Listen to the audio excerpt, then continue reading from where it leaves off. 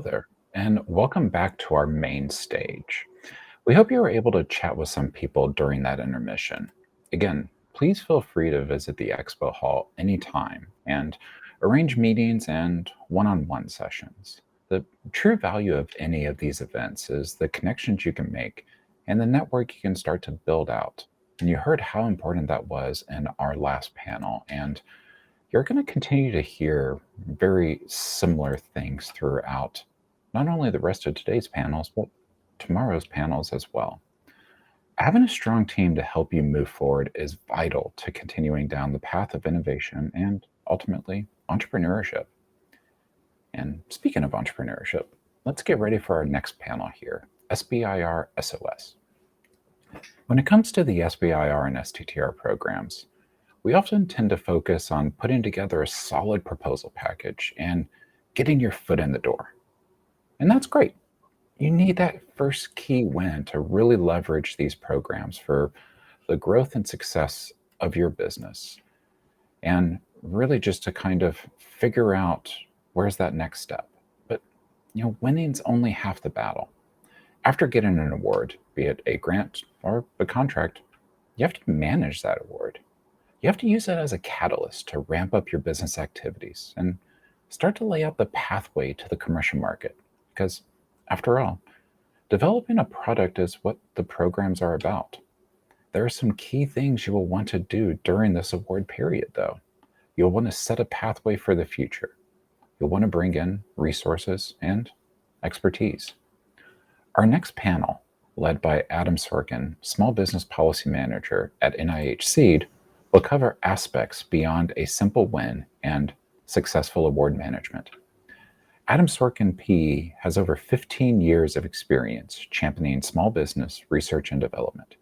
He has recently joined the NIH Small Business Education and Entrepreneur Development, or SEED, office as Small Business Policy Manager. He previously supported small business programs and intramural technology transfer activities at the National Institute of Allergy and Infectious Diseases, or NIAID. You're going to hear a lot of random acronyms today because we're dealing with government agencies. Prior to joining NIH, Adam led the R&D, strategy, and fundraising efforts of startups developing novel regenerative medicine and anti-infective applications. He will be joined by panelists Lindsay Altmar, Amber Norbeck, and Leon Wolf to talk about some important aspects of business growth and development and success that many people overlook after their first award. Adam, I now cede the floor to you and bring on your other panelists. Great, thanks so much, Al. And can everybody hear me? Yes. Yes.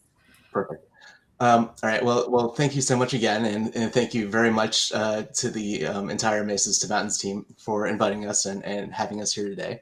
As Del mentioned, my name is Adam Sorkin. I am the new Small Business Policy Manager at the NIH Seed Office, which I've recently joined after 7 years at NIAID.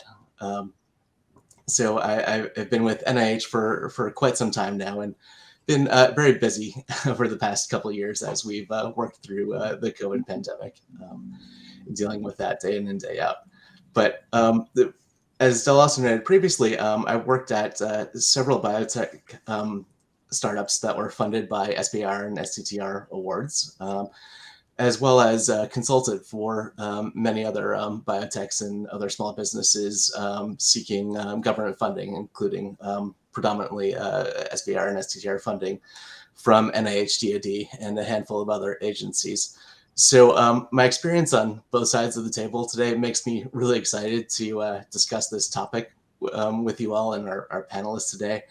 I know how easy it is to get wrapped up sometimes in just trying to succeed at the fundraising aspects of getting the ball rolling and just trying to get your foot in the door and then finding yourself with an award and not always having a good plan to shift gears to R&D and just getting to the work of growing your business and dealing with just the day-to-day business.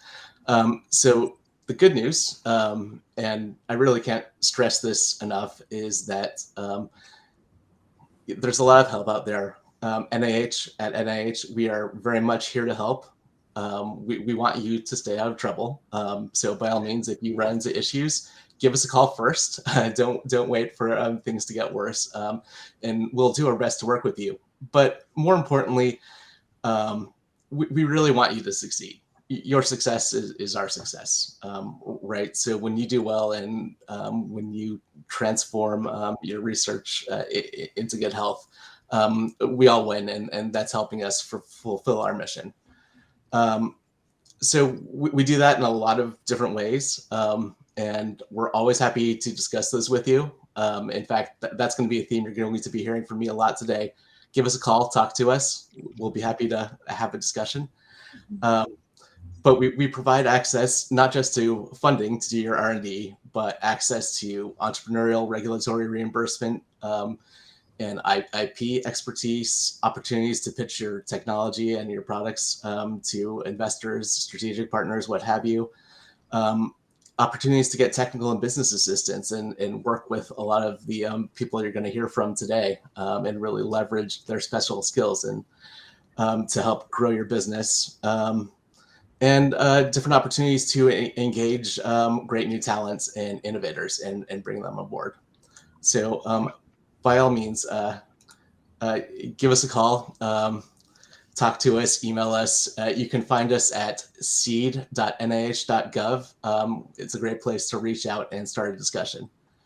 But we're here today to talk to three excellent panelists. So I want to give you the opportunity to get to know them a little bit. So we'll start with a question. And I'll ask them to also take the time to introduce themselves and their organization and talk a little bit about what they do. But I'll start going left to right on my screen anyway, with Amber. What is one thing you think most, if not all, small startups should do for future success and growth? And all right, so I'll give a little introduction so you can understand my background. So I'm Amber Norbeck. I'm founder of a company called Opio Connect. We were founded in 2021. My story is a bit different than the typical entrepreneur. I worked as a clinical pharmacist for 18 years, but then I saw this problem in my day-to-day work that just drove me crazy. And I actually became obsessed with solving it. And that was how to level the playing field for treatment access for opioid addiction in rural and underserved areas. So that's what I became obsessed with. And somehow it led me down to become an entrepreneur. So that's a little bit about me. But to answer Adam, I've learned a lot over the past 2 years, but there are three things that I think are the most important. One is finding the right co-founder. I think it's important to find someone with a different skill set. But times do get tough and you have to have like a sounding board and just make sure that there's another person pushing. I think it's really important to find a mentor that has startup experience so you can have, so you know what to do. I was a business professional, and so startup world was totally different. So you have to create a board, you have to hire a business attorney to make sure that your documents are all legal and appropriate, and then hire a fractional CFO and make sure that you actually have a business model. And then I think the thing that was one of the hardest was coming to terms with that I was going to have to raise money. I've never had to raise money before because you work and that's what you do, and it felt odd and awkward. But the reality is it's a great opportunity, and that's actually how a lot of wealth is made, is through early stage startups. So I think it's just a change and an understanding that no startup can really function just based off of grants. And that was my hope. It's just unrealistic. So those are the main things. No, thanks. That's I think really insightful, and it sounds like a lot of hard-fought lessons learned. So great. I will move on to Lindsay Altmeyer. Please tell us a little bit about yourself and what one thing, or two or three, you think all small startups should do for future success. Sure. Thank you, Adam. I'm going to piggyback on what Amber said, and I can sum it up in one thing. Hire a great, experienced venture attorney. I am myself a venture and startup attorney. I've been practicing for almost 7 years now. I work with a firm called Scale LLP.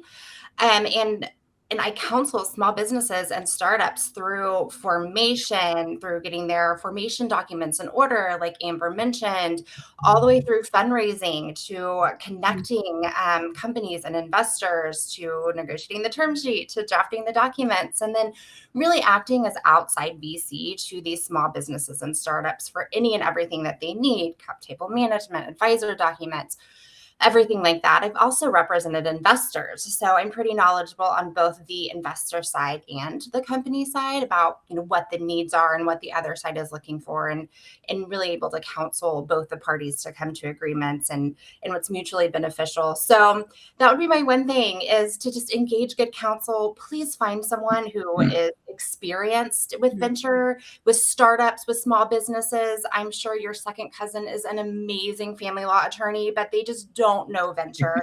They don't know the market terms. They don't know the ins and outs. They can't really counsel you as to where the red flags are, the pitfalls that await you. So find someone that is going to be a good partner for you, that's going to be able to really stand by you and help you succeed. And along those lines, you're probably going to need a team of attorneys. Maybe not right now, but sooner than you think, probably eventually. Not only will you need that small business attorney to help you with the formation and the venture and everything like that, but you're going to need a good IP attorney, patent attorney, maybe an employment attorney, a tax attorney, possibly. So, think maybe down the line, not just that one attorney. Okay, I'm good, I got my legal, but really be thinking broad picture of what your legal needs are now, and get ready for the future, and keep that in mind. Great. Thank you so much. And I think really fantastic advice that a lot of us take for granted when we get started. No question. And well, next we will move on to Leon. Please tell us a little bit about yourself, and what is your number one recommendation that all small startups should do for future success?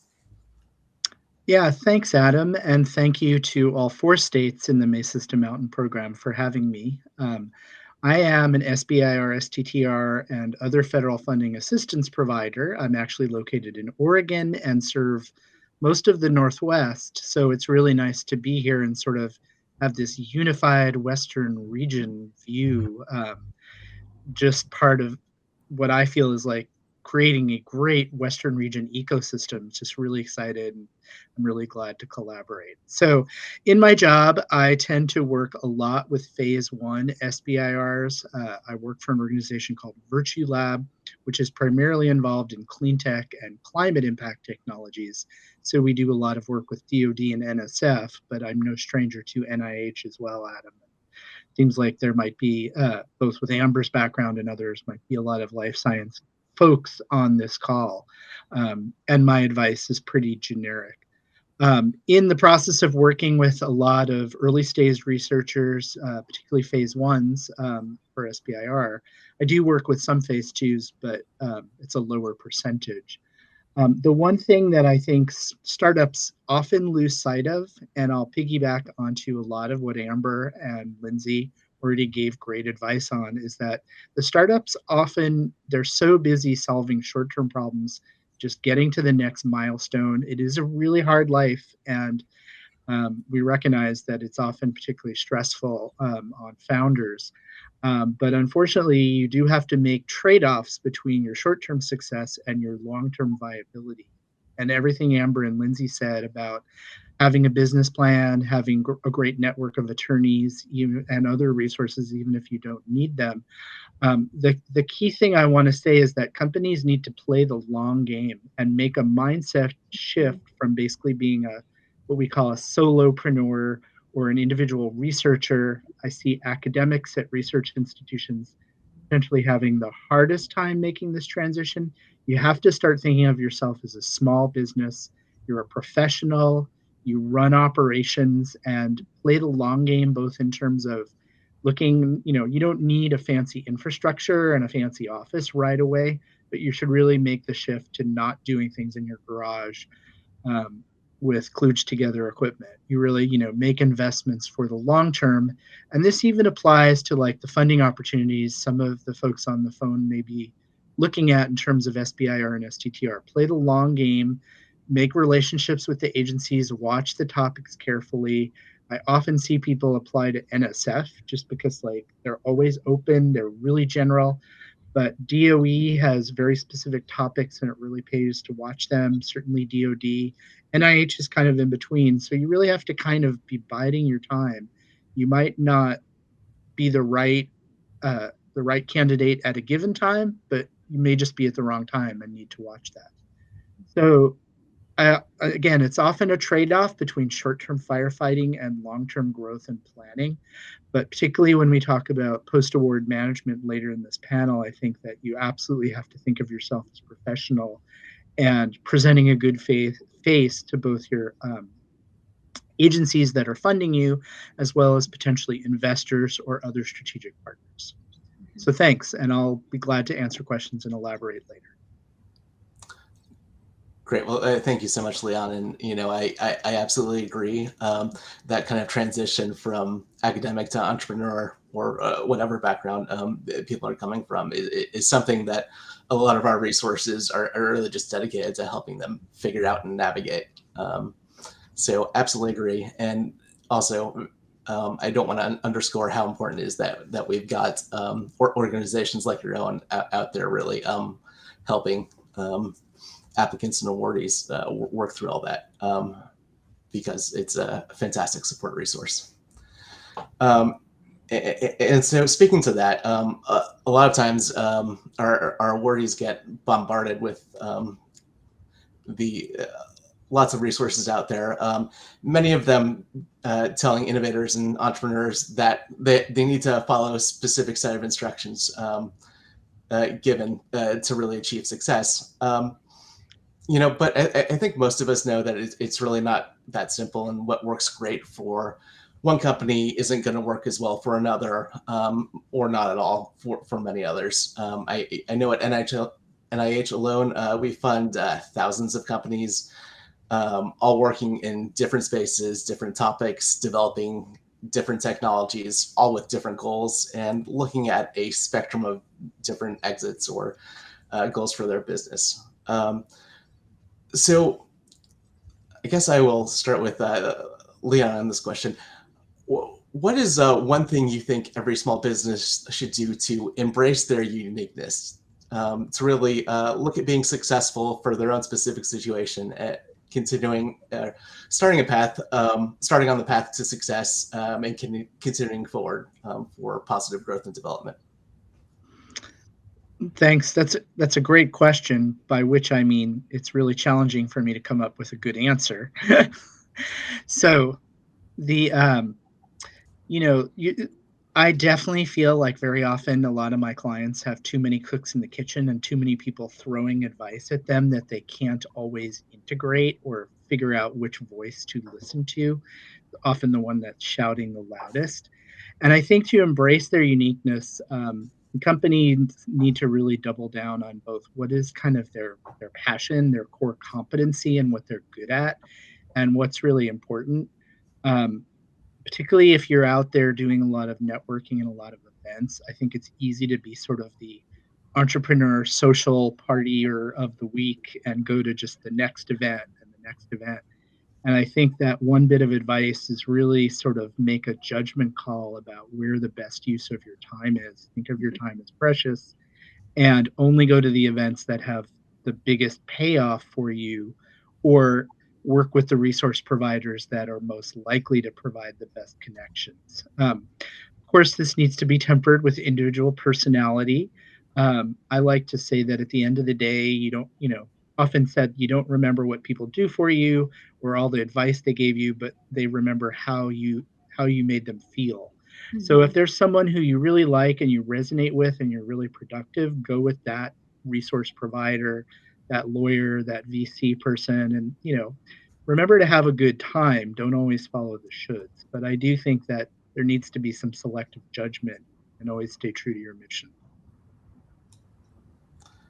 Thank you. I think that's really fantastic advice. I'll move on to Lindsay. What is one thing you think every small business should do to embrace their uniqueness?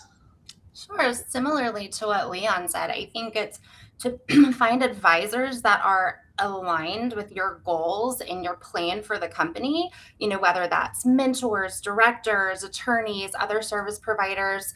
I mean, you do want some variety. You don't want people that think the exact same thing that you do because you want that different perspective.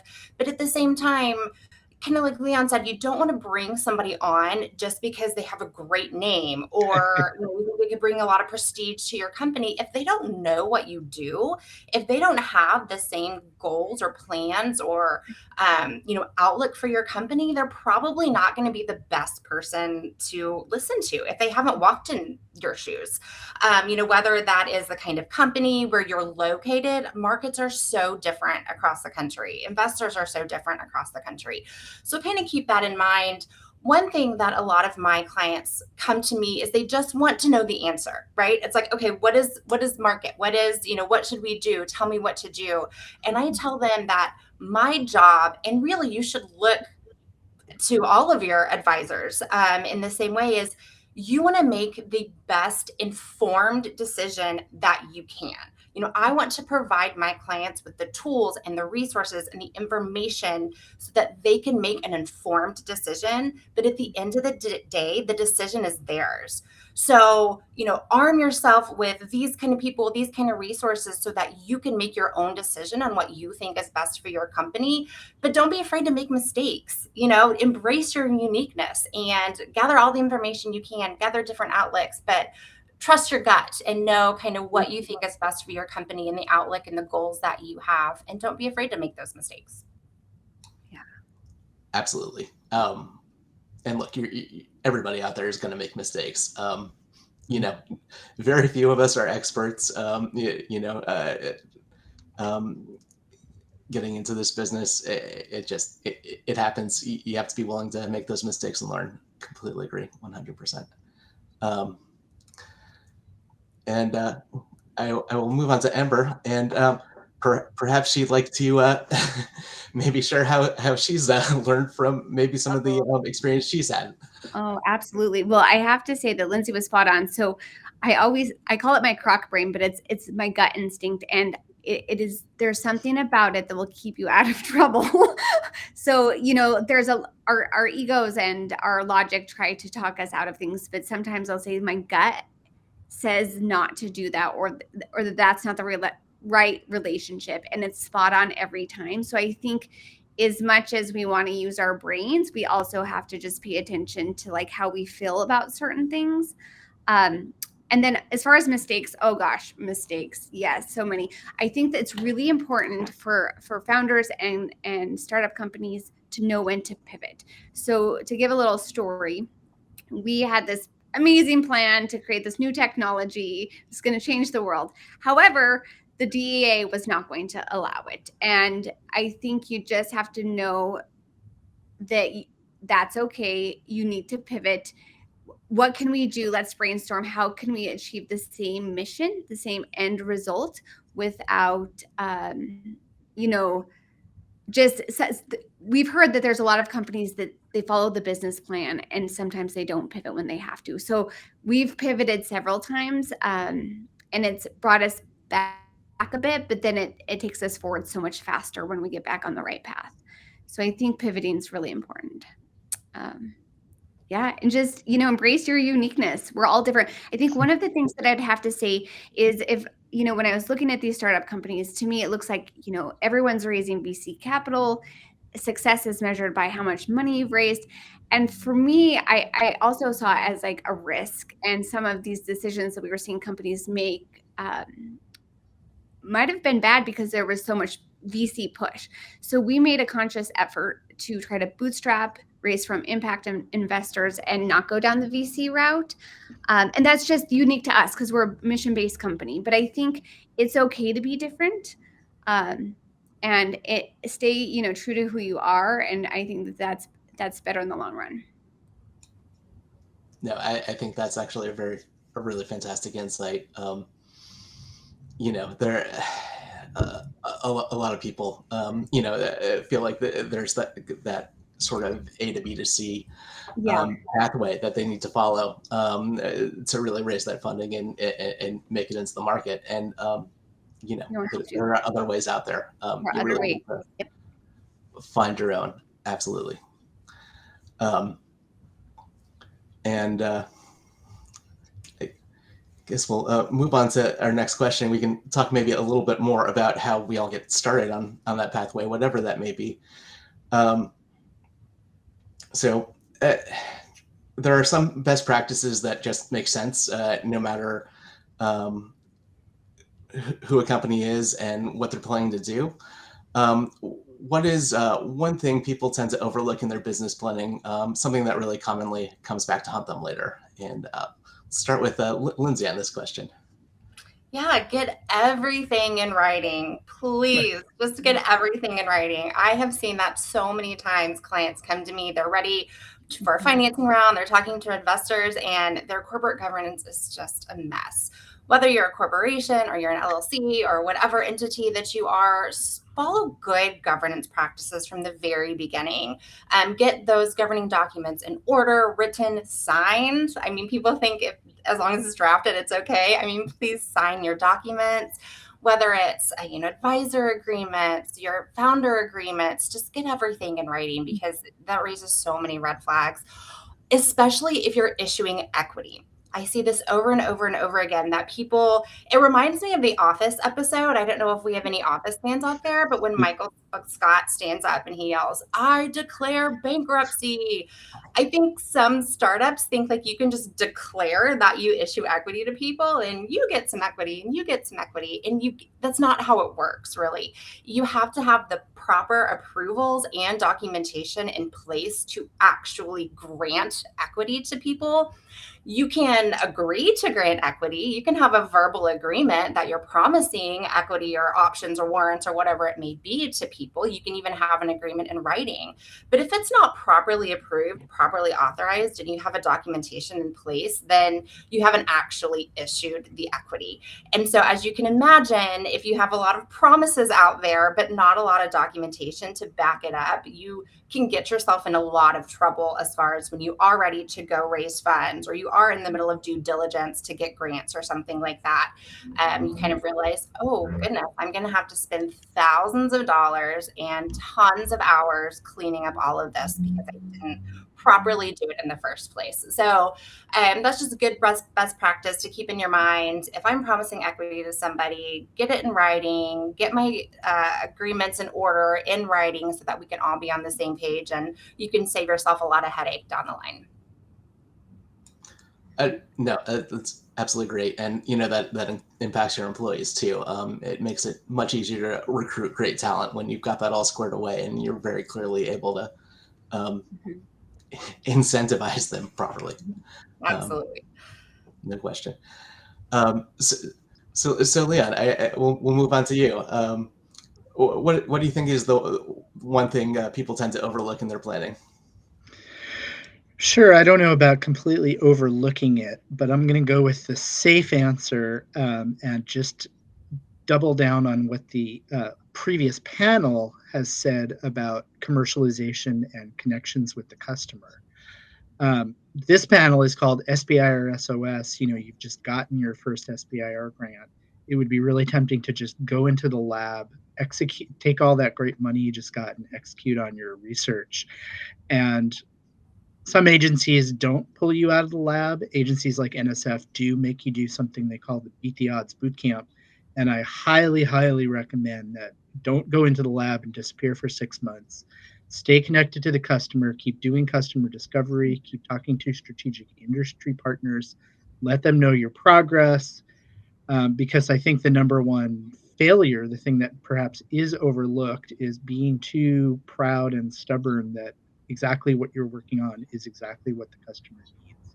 Mm-hmm. And you may get a great opportunity, just like that story you told earlier, Adam, where you make a connection that totally transforms the way you think about your product and leads to $1 million contracts. But if you just stayed with a really narrow vision, you wouldn't have done it. And that customer focus, I feel like I'm sort of beating the drum of the previous panel, but that customer focus, the difference I've seen between successful companies that transition from phase 1 to phase 2 is that the ones that haven't done a lot of customer discovery, don't have good industry relationships, aren't sitting there looking actually at their phase 2 goals as this is what the customer wants to start doing a conditional demonstration, a beta test, even proceeding to things like an FDA approval test. You've got to be focused on what other people say is good enough, not your own internal metrics. Less so in phase 1, but especially after you get that. Mm-hmm. Mm-hmm. That's it. Sorry to be redundant with the previous panel. I feel like I'm emphatically agreeing with everything everybody's already said. No, not in the least, and I will do you one better. Solving a problem nobody has, it doesn't help anybody, and it's certainly not a good foundation for a business. And you're absolutely right. NSF does a fantastic job.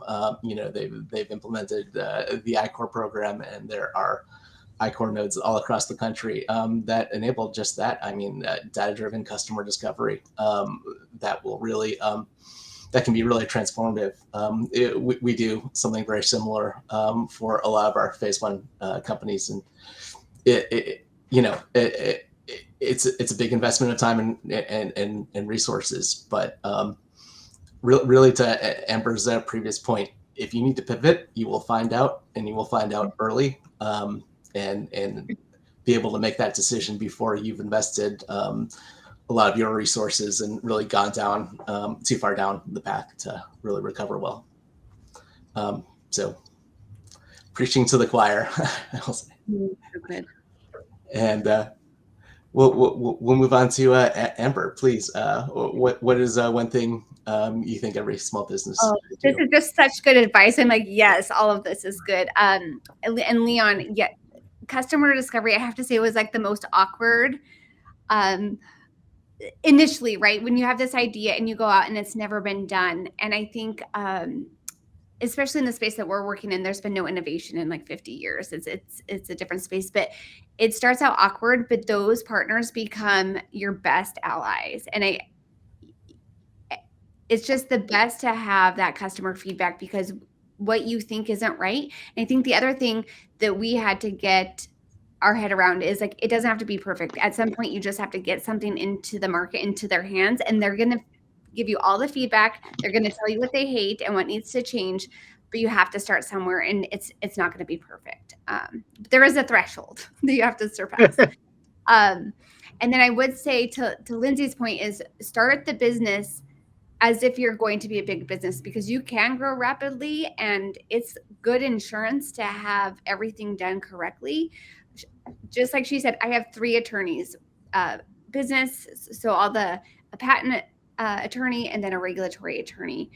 And, I just think that is the best foundation that you could ever have.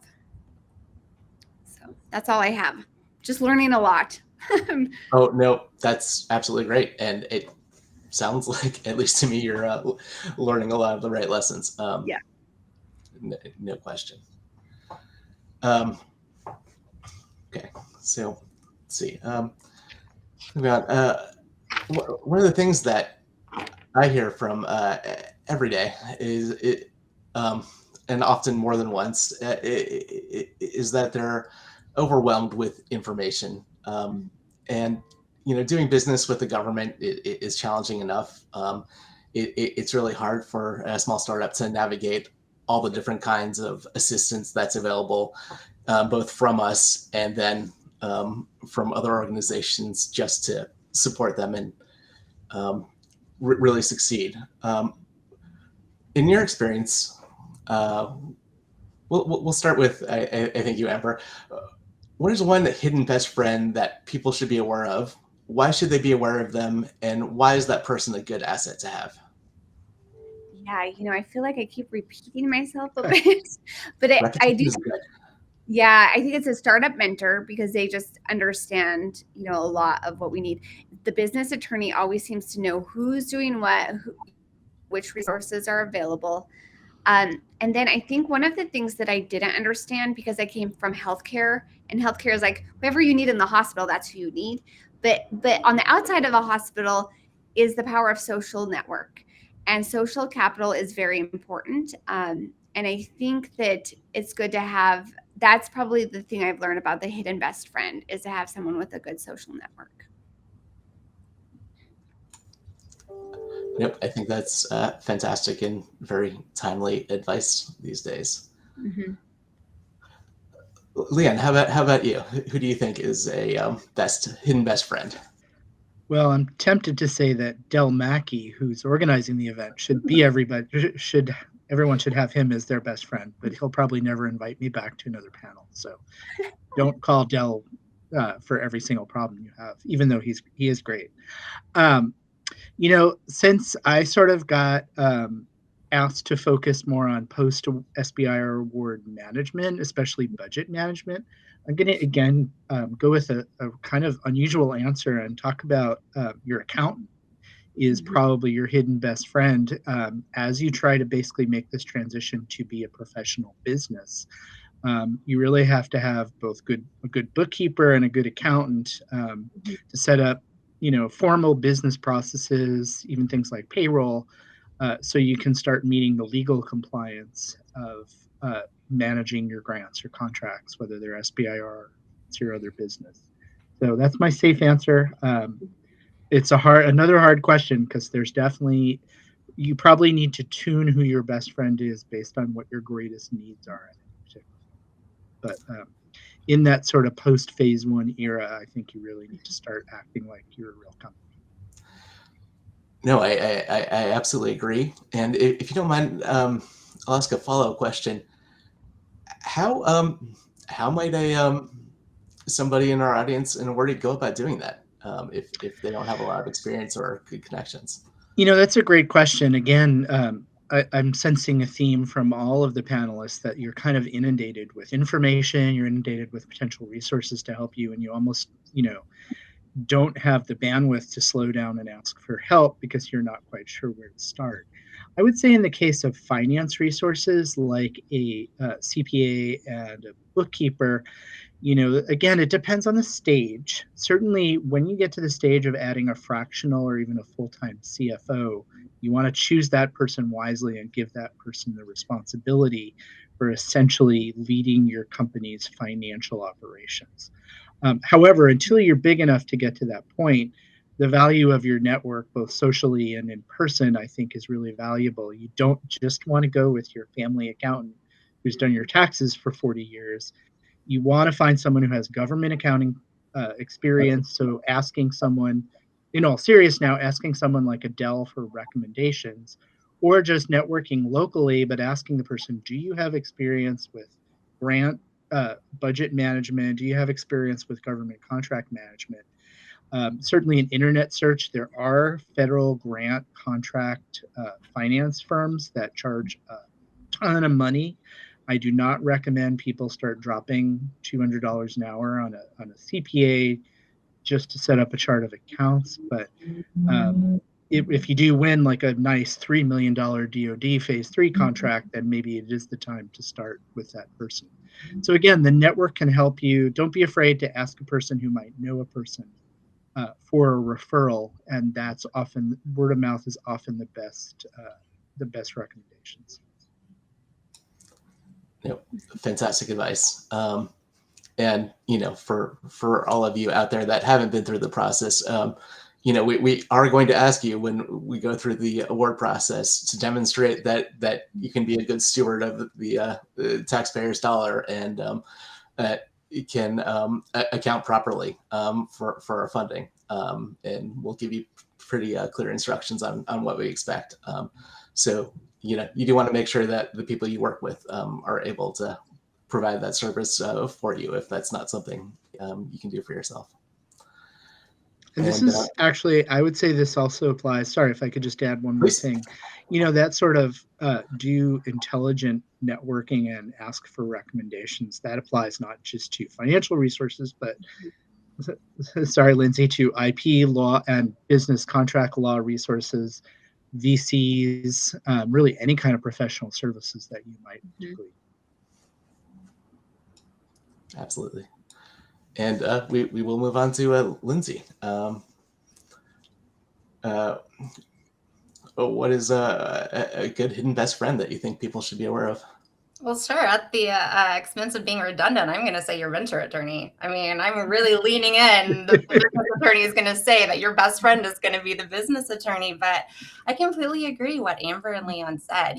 Really a mentor, whether that is your business attorney, an advisor, friend, investor, whoever it is. To have a really good mentor who knows the area, can introduce you to these connections that Leon said. Genuine connections are best if you could get involved with your local startup ecosystem or small business groups through social media. As Amber said, I'm really going to reiterate what everyone else said, but these natural connections are great. But even if you have to buy a mentor, whether that's an advisor that you give some equity to, or again, engage an attorney, these people can have very valuable advice for you. And I think a lot of people don't consider an attorney, as a good partner and counselor for their business. But again, these kind of services are an investment, just like, your marketing or business development and everything like that. So don't be afraid to invest in these kind of services if you need to. If the mentorship and the partnership just hasn't developed naturally, then go out and, get involved with the different events that are going on in your area. I mean, you're already here, so you're doing the right things so far. You're attending these sort of events where you can make these connections, and then just kind of lean into it and embrace it.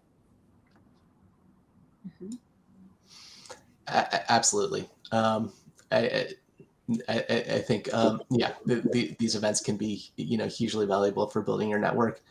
And if you don't know where to go, sign up for our mailing list. You will hear about all the events you could possibly want to and more. But there's going to be something that will be there for you and help you leverage our resources that I think can be very helpful and connect to all kinds of fantastic expertise. And so I think following that a theme, and I'll start with Amber. What is one resource that you think everybody should have in your back pocket? Is there anything in particular that's been really impactful for you as you? And this is specifically for the SBIR, is that right? So, we were recently awarded, so this is all new to me. But I do have to say that patience is important because it took 1 year for us to apply to get actually to be notified, really, that we were awarded. So I think. And just staying in good touch with, the program's manager, asking questions, responding, but they're probably the best resource to have during that time frame. But I'm still learning a lot, so I'm not certain if I'm the best one to know right now. No, but maybe not. But I love that answer. Program officer is a resource. Call them. Speak with them. Yeah, absolutely. Speak to them after your application goes in. Speak to them after your review. Speak to them after you get your award. They're there to help you. Please. To tell a little story is, we didn't think we were being awarded. So because it took so long, so we just really assumed that it was out of the question. So we had started on phase 1, and then we had actually completed that, and then we were notified. So I was like, oh gosh, but they're really great to work with because they see that work's important. And if it was that important that you did it on your own, they're going to continue to support you to the next level. So I think that was really a wonderful experience that I had there. Oh, I'm very glad to hear it. But yeah, they're absolutely your advocate, and they're there to help you. Take advantage of them. And don't be shy about being a little persistent if you need to. They are very busy people sometimes, but they are happy to hear from you. Yeah. Great. So I'll move on to Lindsay. What's one resource you think everybody should have in their back pocket? Sure. Well, this may not be a standard answer, but I would just say a good support system. I mean, running a small business is hard work. I'm sure Amber could talk for an hour on how challenging it is.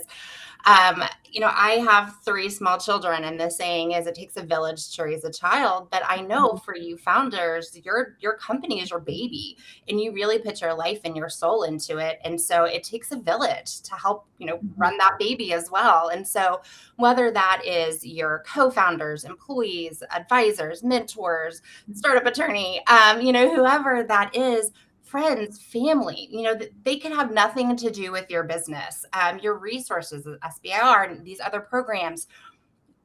Just reach out to them, make sure that you're taking care of your mental health, your physical health. This is a really hard job. There have been several times throughout my career where I felt more like a therapist than an actual attorney. An actual therapist, to get you one of those if you don't have one.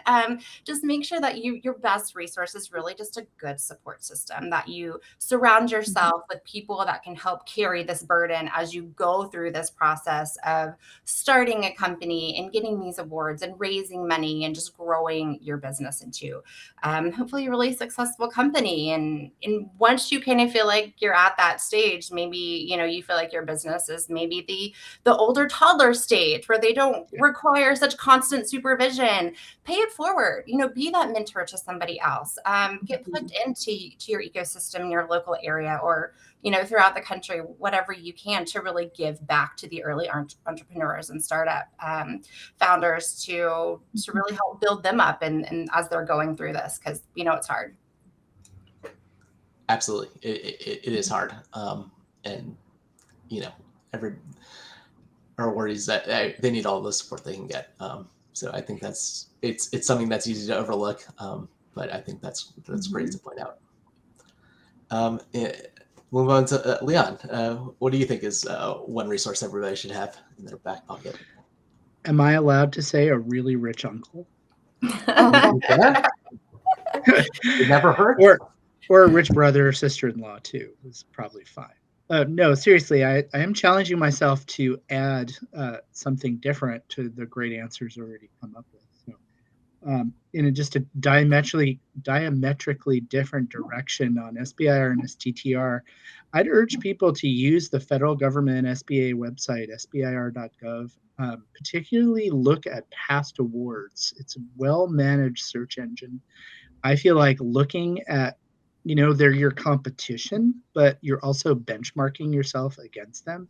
So just seeing what the agencies are likely to fund, what's already been funded, so you can sort of figure out how novel your approach is and what, obviously you don't want to be applying in the same area everybody else does.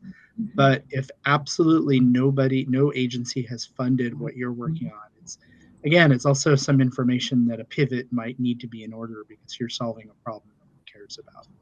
So I'll go with the SBIR.gov website. And I can put that in a chat option if people don't already know it. But I think any of the 4 states that provide SBIR assistance would be glad to show you how to search past awards as well. That's absolutely great advice. We do publish every award that we make. It is a matter of public record, and it's a great resource to see, what's been successful, what's been of interest, what else is out there. Adam. Oh, yeah, sure. I just actually, since Adam, you're from NIH, the NIH reporter system is a vastly good resource to look in more detail. Once you see the big picture at sbir.gov, if you're really trying to drill down into what a topic was or who the program manager was for that topic, very often the agency's individual reporting database has more information to glean. So don't overlook that. Absolutely. Okay, Amber, thanks. Yeah, I would say the most valuable resource that I had, like pre-award, I worked with, so I'm based out of Montana, so I worked with Montana, I think it's TechLink or MSU TechLink, so Ann Peterson and Christy Bell, but they had these online training sessions on how to really write a proposal, like each section, what they look for. And then I was lucky enough to have Christy review my proposal, or at least the Ames page, just the Ames page to make sure.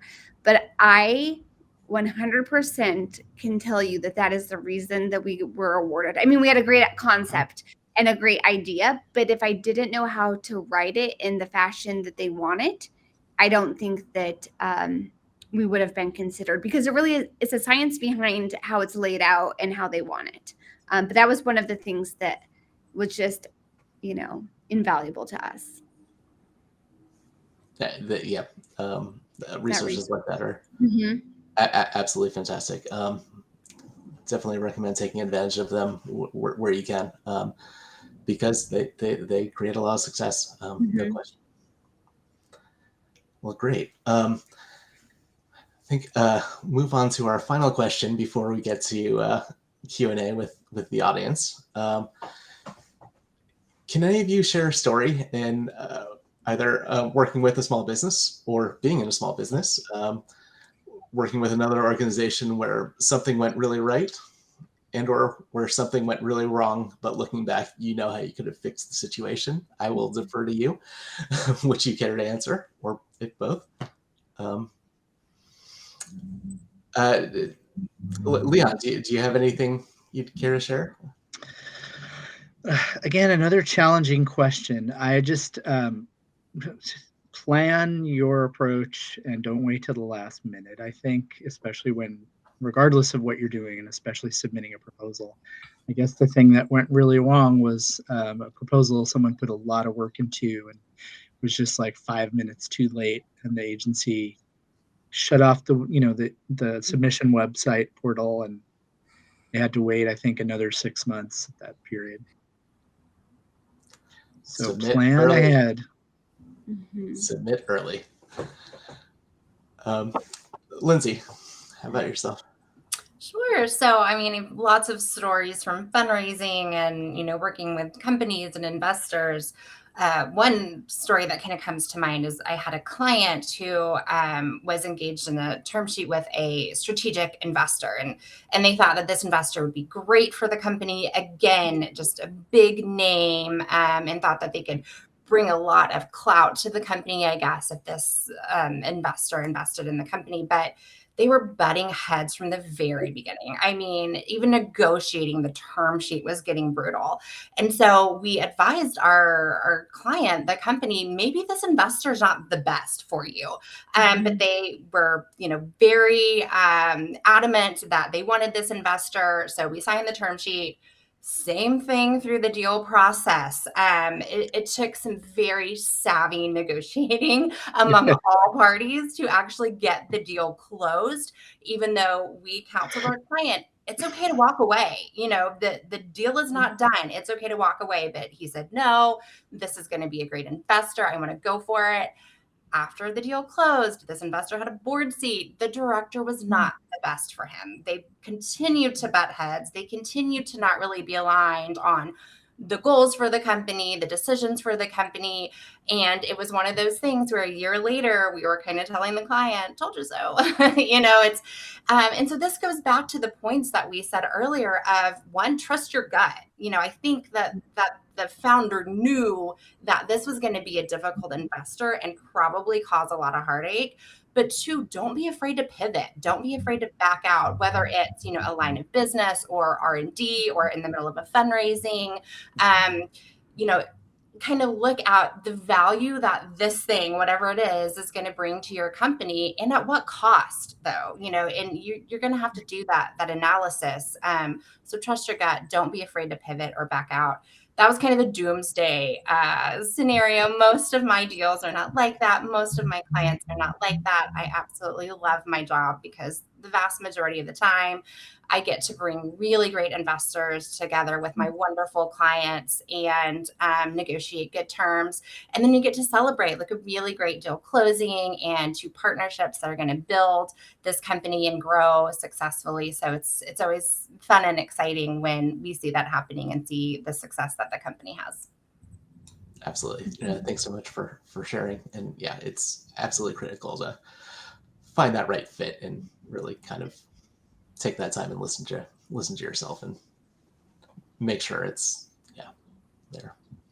So Amber, you've already shared a lot of your experience already. Is there anything else you care to share with us? Yeah, I mean, I think it's growth. And one of the things that I think is really important to share is that sometimes the team that starts with you isn't the team that takes you to the next level. And sometimes you have to make changes, or if there's not a good fit, and that will happen, the person you thought you were with doesn't turn out to be that person, that you just, have to make those decisions. And as long as you're doing it in the right light and for the right reasons, it'll work out for the good. But those are hard decisions, right? Those are hard things to do, but it gets you back on track. It's kind of like a pivot in a way, but not really. But that's one of the things that we've learned is, our team is everything, and everyone has to be pushing and aligned, and we can't have anyone that's not aligned in that same sense. That's Mm-hmm. a great insight. I mean, startups grow quickly, they change quickly. The right person to lead or support, or what have you, at the beginning is not necessarily going to be that right person in 2 years or 5 years. And I'm ready for that to be your first deal. Yeah. And even with me, I'm very aware of like when is I tell people on my team, like, you need to tell me when it's not my turn to be in this role, because there is a point of crossover, and we just all need to be aware and communicate effectively, because we don't want an elephant in the room where everyone's like, why is she still here? So I think just having open communication about like the growth and next steps, and is this the best person to be in this role? Absolutely. Great. Thanks so much. Well, I think that was a really fantastic and hopefully very helpful discussion. I think now Del is going to come back and I think start sharing audience questions with us. Yes, it is now time for the disembodied velvet voice to throw questions at y'all. First off, Leon, I thank you for the plug, but everybody, there is a lot of great organizations out there that want to help you move forward. It's not just about like the NMFAST program. It's not just about TechLink at Montana State University, any of the other FAST awardees that, you heard Jennifer talk about earlier, or even some of the research institutions and federal labs you're going to hear about tomorrow. It's not about picking and choosing who is going to be best right now. It's about building that long-term team, that long-term pathway, those long-term partnerships. And frankly, it's about maximizing it. Don't just come to me. I got a lot of info, but I am not the end-all be-all of knowledge, as anybody can ever tell you. I can provide you some great information, but don't just rely on me. Go out there and get all the assistance you can, because as you've heard from our panel here, there's a lot of knowledge out there. There's a lot of resources. There's a lot of things that you should have in your back pocket. So with that weird preamble and soapbox out of the way, let's actually dive into some questions that people have sent in. One question I would like to cover, and you have to give me just a couple of seconds here because I have to bundle a couple of questions together, but it is one of the areas that always seems to be the hardest for people to figure out is budgeting. Knowing their budget, how to put together a budget, knowing their compliance, putting together their budget system, putting together their compliance systems. What does this actually mean for me? Can I change budget categories? I'd like to it's kind of a little bit of free-form question, so I apologize for this in advance. But I'd like everybody to kind of take just a couple of moments to talk about, in your eyes, what is something that is really important for people to understand about kind of budgeting and accounting that not everyone thinks, just is an immediate factor that they need to do right now, but they really should start, getting this done, getting this formed kind of out of the gate.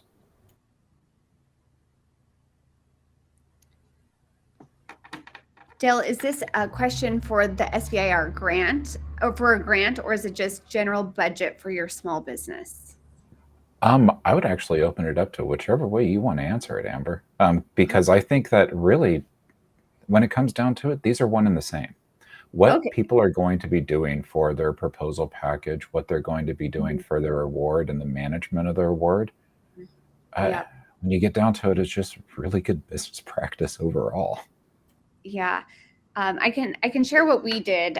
So we really met with all the teams and got quotes on, we outlined what this work would look like, what it would take, and some of the contracted, subcontractors that we would utilize for some of the work. And so we got written quotes, and I think that was really helpful because they always come in over, right? You're always shocked at how expensive they are. But I think what was helpful is we had written quotes to supply with our grant application. And then it helps also the rolling forecast as we plan to do that anyhow, even if we didn't get the grant. So I think that was good. There's some templates out there that help you keep, because there's certain percentages, like you have to do 50% of the work, or 67% on the phase one. So I think just understanding that math and knowing the different buckets was helpful. But at the end of the day, it's not going to be perfect. So it is a guesstimate on many levels. Yeah, I would add to that and refer back to what I mentioned earlier about your CPA potentially being your best friend instead of Dell. That you do want to have some kind of sense that you're running a business, that you are running a whole company's operation with payroll, legal expenses, and the most common thing I've seen is people really underestimate that. So at least having some degree of financial sophistication, whether you hire it or you develop it internally and have someone who is like a cost specialist. I think you want to both be aware of the unique ways that government accounting and SBIR requires you to calculate your indirect rates, as well as don't lowball them and pay a price later when you have a real office and a fax machine and an expensive internet connection for 10 employees and so on. So yeah, just plan ahead.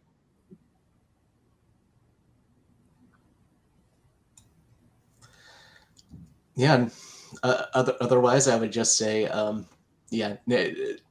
be afraid to talk to us. Know where your flexibilities are. Know where they aren't. I mean, that's one of the easiest ways to get in trouble is spending or funding on something that it shouldn't be spent on.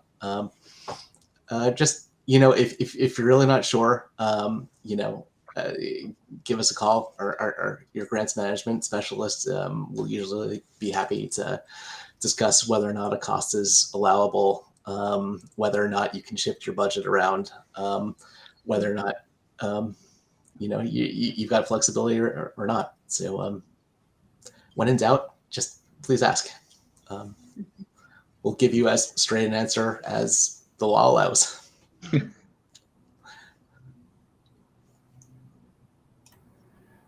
And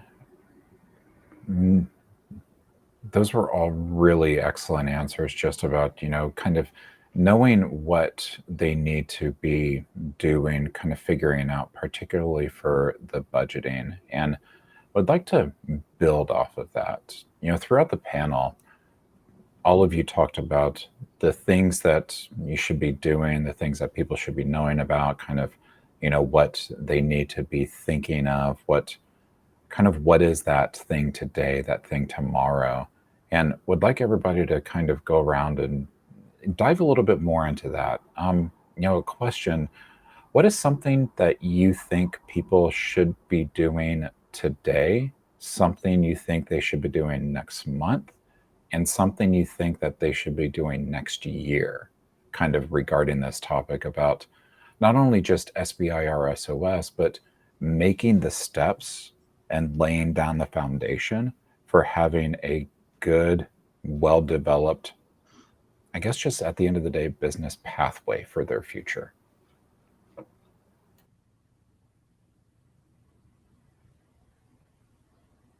I'm trying not to do all the talking. Yeah, I'll say that's a good question, Leanne. I'm happy to defer to you, but just on the basics is, I think Amber was the one that mentioned this earlier, is things are going to probably take a lot longer than you think it is. Whether it is developing that team around you, whether it is fundraising, whether it is, obtaining the grant. So really have some patience and build that into your goals and your plans. Maybe start that work earlier instead of later than you think. Maybe not actively, but whatever it is, just start laying down that foundation and have it in the back of your mind of what you're going to need and start earlier on it, because chances are it's probably going to take longer than you think it is. It's probably going to be more expensive than you think it is. So just kind of plan for that, I think, now, and that can help you in the future. Yeah, I've been told, early on, it takes twice as long and twice as much money. And I just would like blow them off. Like, no, it's fine. Oh yeah, it's exactly that. If not, more than that with inflation, right? So, but yeah, it's just, and one of the things is I think transparency into like your forecast, like a rolling forecast with a CFO is so important, to just have full transparency and knowing which levers to pull at certain times. And then knowing your options, I think there's some really great business loans that are available, even if you're pre-revenue. So I think just understanding, just having those people in your back pocket to understand like where you are now and what you want to do, next year when you're close to revenue, and what different, there's convertible notes, if you're close to your goals versus equity rounds. Just finding the people that know more than you. They can help you. Yeah. Let's see, that was right away, in the next month, and in the coming year, Del? Was the Yes. 3 time frames? Yeah, I think in general they would all be the same, and I'll focus on sort of your company growth plan, your people growth. And one thing I often see is that you kind of get in entrepreneurs have a lot of stress and a lot of challenges, and you sort of get in this doom loop where you're fighting fires and you can't even hire the people that you need because you need money to go hire the people. And then you're so busy pursuing the money that you don't make progress in some other areas. So that, right away, next, the upcoming month and the upcoming year, I would sort of just parse out what are the most important things to be done in those periods, and who's that support system, who are the people that I either need to hire or bring in as extended teammates, in some cases, so that everything isn't flowing through the founder/CEO. And like I said, you get in this doom loop. So basically, people planning, support system planning. And to add on to that, I think we've had such great luck with contracted employees rather than true employees that we take on. And the reason is they don't have to be full time, right? They do the work that you need. And they're usually the best. Like they already they're great companies that do a great job. So we've just had the best luck using that type of work. And then we don't have all the overhead, and we can scale up and scale down with them, as we need to. But at some point, we'll have to have a whole bunch of employees. So, yeah, one thing we haven't spoken a lot about today, although Amber did touch on it in the beginning, is that a lot of our awardees, particularly at NIH, but certainly for a lot of the agencies as well, operate in very heavily regulated industries. So they really need to be planning ahead for whatever that pathway looks like, and understanding, at least the clear milestones that are going to need to hit, in the next 5 years, in the next 10 years. If they need to go into clinical trials, I mean, that's something in particular they really need to understand. Both in terms of, making sure they're not wasting resources or, planning inappropriately, but planning for their funding needs, because those costs can be astronomical. So, we've got a lot of great resources to help figure that kind of thing out. But whatever your pathway is and whatever industry you're working in, understand that early. So, you can plan your funding pathway accordingly, whether or not that's with us, another agency, or, some kind of equity investment. Mhm. and the kinds of investors you'll need to approach. Mhm.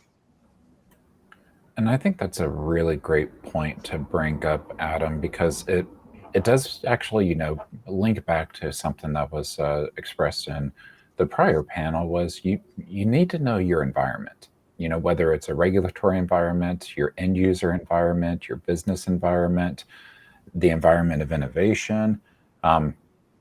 We had a question come into the chat, and I'm actually going to answer this in the last panel of the day, innovation ecosystem. I get to be a panelist / moderator later on for everybody. You want to watch interesting stuff in action, wait for that one. But I'd like to hear from Amber's point of view, particularly with being a new awardee, a first-time awardee, because we talked about evidence in the first panel. And we talked about kind of gathering that evidence. How did you go about getting the evidence for your phase one, the technical, the business, the markets, on something that, while the science is valid, it's kind of new. You're doing something different. You're doing something new. You're kind of changing the mold. You're changing the game. Mhm. And for anybody else, if you want to jump in with what you think is a best practice for that as well. Yeah. So are you asking what type of evidence? I just want to make sure I understand the question. Can you just elaborate a little bit more what you're looking for? Sure, particularly for like your phase one proposal, where you Yeah. had to give like the data, you had to give the validation, you had to say, no, guys, this is going to work. Here's why it's going to work, for something that is, Yeah. that's what innovation is, groundbreaking, Yeah. So our proposal was a little bit different. We were solving a logistical problem. So our phase one wasn't necessarily science. It was a technical issue. So we needed to develop a safe that could have holes in it, but was still compliant. And so and the reason is it's a highly regulated industry. And so it was a very concrete go or no go scenario. Like if we couldn't build that safe, we really couldn't solve this issue. And so it was pretty clear. So it wasn't as if we had to study the science. So it's probably like the worst example that you could have, because there are many scientists, I'm sure, on the call. But what we wanted to do is make phase one very clear. Like we knew that we shouldn't be allowed to go to phase two if we can't get through this. And I think that was probably the best thing, is just to understand what that point is, because if you can justify it, then you should be able to go to the next phase. And we knew that was the only thing holding us back, because what we knew is that the other technology in the phase two, that there's already examples throughout our, that it could be done, that it was possible.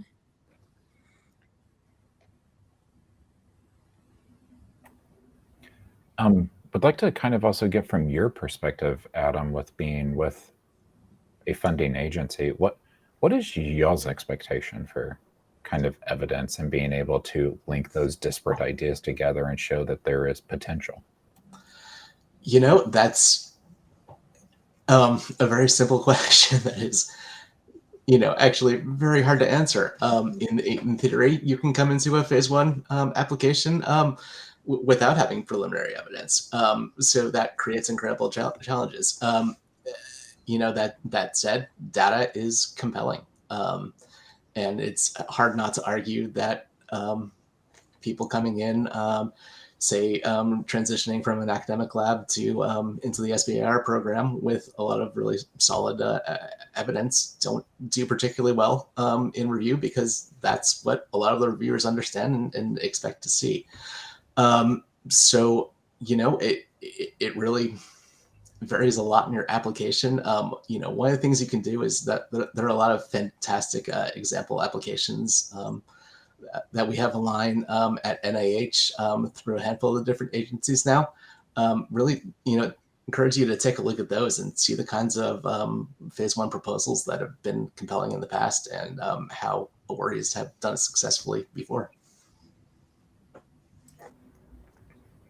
And I think that's an excellent answer, Adam, because it does reinforce, one of the things that the panel started off with is you're all snowflakes. Everybody's unique, everybody's different. And even for evidence, what you're bringing to the table, what you're developing, the path to move forward, what you need to be doing today, that's going to be very different for everyone.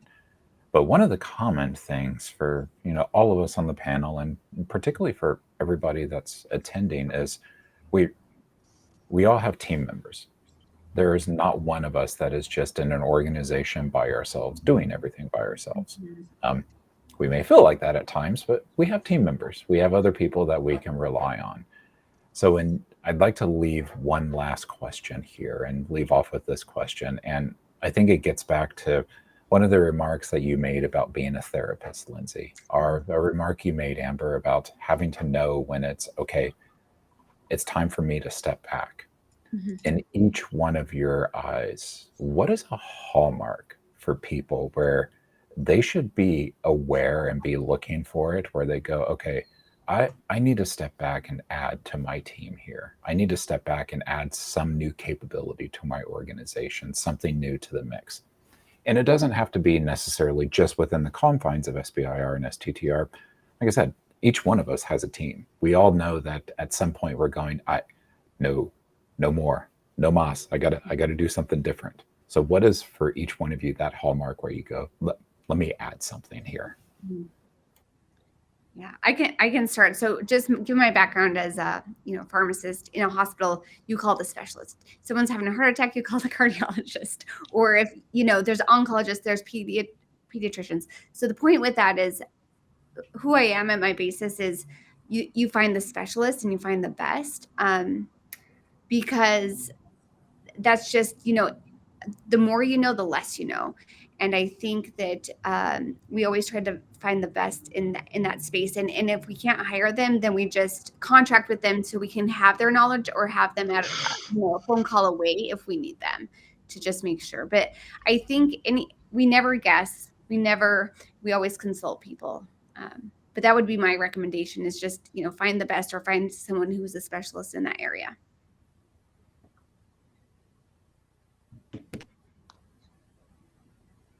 Anybody else want to give a quick answer to that?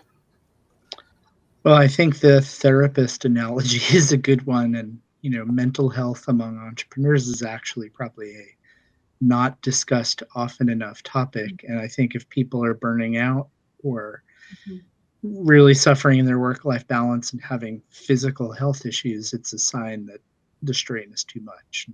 Team members need to be added.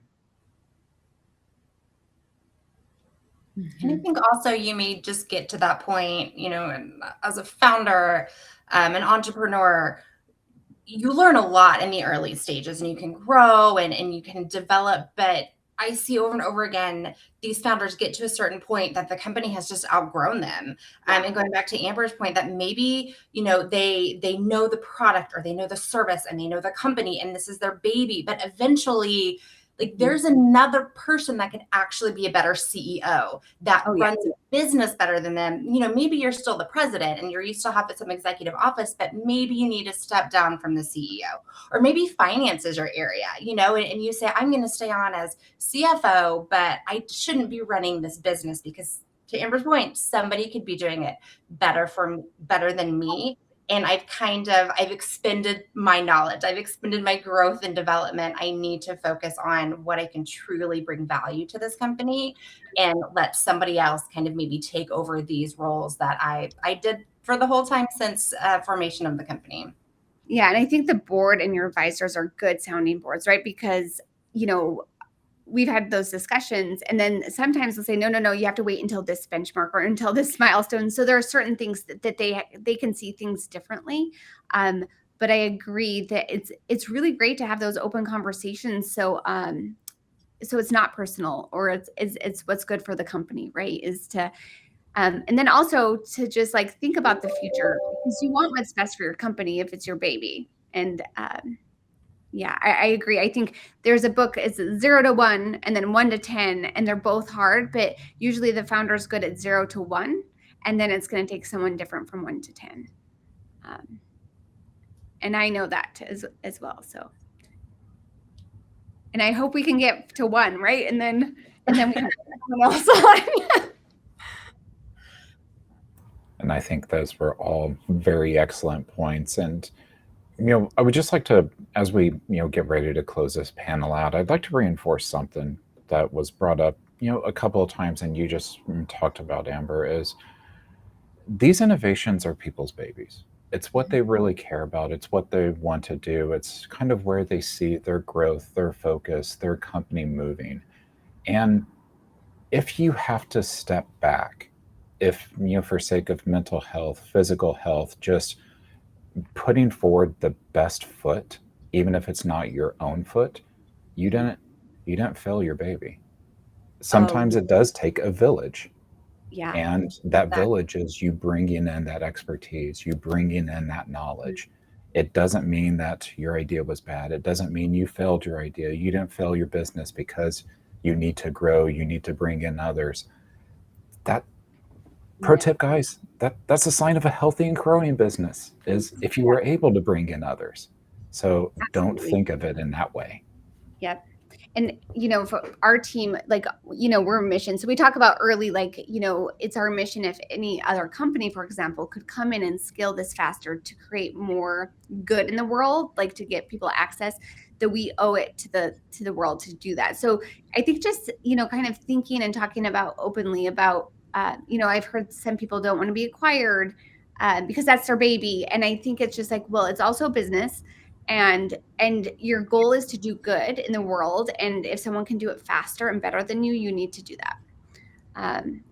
So those are just things. Yeah, talk openly, right? Even before it ever happens, and then it's easier when it does happen to be prepared. Well, and I think that is an excellent point to bring us out of our panel. I'd like to just thank all of y'all again so much for being able to be part of our event, for giving your insights, for talking to people. And I think for, at least in my perspective, the conversations are what is important about events like this. The conversations that not only innovators and entrepreneurs are having together, having with support organizations, but even the conversations within panels and getting those creative juices flowing. Because to be innovative, you have to be creative. So thank you all again. And now I'm going to turn it back over to myself. So everybody, that was our panel on just kind of knowing some of the things that you need to be thinking about, some of the things you need to be planning for the future. Because innovation is really about the future. It's not just about changing the future of technology, changing the future of products, changing the future of the way we look at problems, but it's also about knowing your future. So thank you again, Adam, Lindsay, Amber, and Leon, for a great session. We hope that each of you picked up some knowledge about, steps you want to take today or tomorrow or in the near future to maintain a path of growth and success for your business. With that, we're going to take a very short break. Step away, grab some lunch, stretch, get some more caffeine. I know I need some more caffeine, but don't stray too far from your screens though, because while we're on a lunch break, we're going to have some lightning rounds from different SBIR and STTR agencies that are going to highlight their organization, give you some information you need to know, and hopefully shed some light on what makes their agency unique in the SBIR and STTR world. We're going to see you back in roughly about 5 minutes for the next session. In the meantime, you're going to get to hear some more smooth, dulcet jazz tones.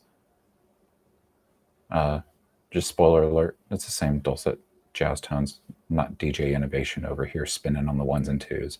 But if you already heard it and you go, I've had enough of the music, go ahead and get ready for our next panel session, which is going to be the lunch panel for agency lightning rounds. But stick around.